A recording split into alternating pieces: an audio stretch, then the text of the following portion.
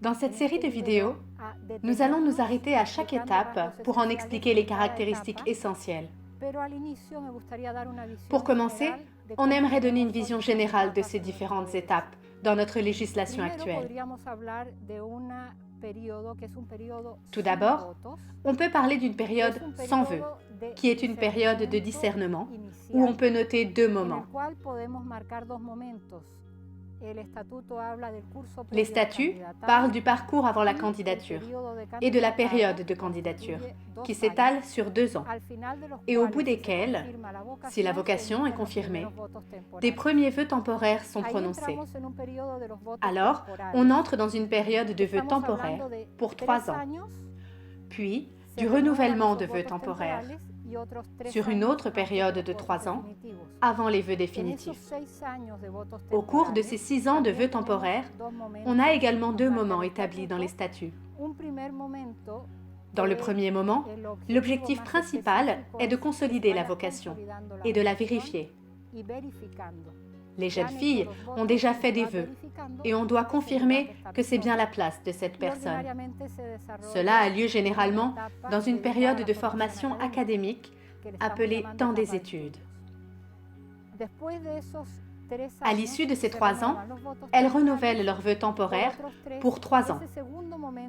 Et cette seconde période se déroule en apostolat, dans des communautés d'apostolat, dont l'objectif est de s'assurer que la personnalité consacrée émerge au sein de la réalité où nous vivrons pour toute notre vie à venir, dans une communauté d'apostolat. Après ces vœux, on parlera de ce que sera le reste de notre vie. Un moment de croissance vocationnelle et une vie d'apostolat telle que nous, femmes consacrées, les menons avec toute la diversité qui peut exister.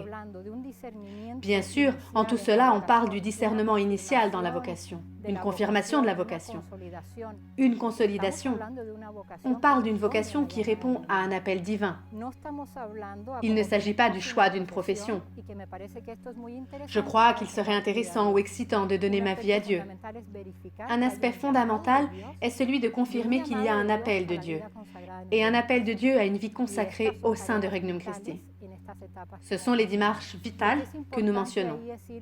Ce qui est important ici, c'est de regarder et vérifier quel rôle la personne de Jésus occupe dans notre vie, la centralité qu'il tient, et comme la dimension sponsale émerge dans notre relation avec lui, de telle façon qu'il remplisse notre vie et devienne la raison pour laquelle nous vivons. Un autre aspect transversal est lié à la vie fraternelle en commun que nous menons. Nous vivons en communauté et cela apparaît graduellement au long de chaque étape. Un autre aspect est une vie spirituelle solide, qui est un effort, parce que les jeunes n'arrivent pas avec cette solide vie spirituelle. Également, l'aspect de l'intégration de la personne. Celle qui se présente et évolue dans la vocation a besoin de s'intégrer progressivement et demande à être attentive à quelques aspects de la formation humaine. Le sujet de la mission, concrètement, notre apostolat et la formation à l'apostolat que nous allons mener faisant partie intégrante de notre consécration. Nous avons parlé de l'évolution de ces étapes et nous comprenons plus clairement ce que nous cherchons à chaque étape. Le comment y réussir, la pédagogie pour l'accomplir. Nous y réfléchissons profondément et continuons à les étudier. Par exemple, on désire que la formation jaillisse plus de l'intérieur de la personne, de façon à ce qu'elle apprenne à choisir librement, qu'elle vive selon des principes et non pas dans un environnement qui guide tout à partir de l'extérieur. On est bien conscient du besoin de gradualisme dans ces étapes. Il nous faut aussi étudier cela en profondeur. Le besoin d'intégrer toute la personne, non pas une formation par degré ou partie qui divise la personne. Tous ces aspects pédagogiques, et on pourrait en donner d'autres, doivent être étudiés en profondeur, mais nous arrivons progressivement à mieux comprendre le sujet. Je suis réellement émerveillée de voir comme Dieu continue à appeler, comme il appelle des jeunes aujourd'hui, qui sont tout à fait conscientes de ce que nous avons vécu.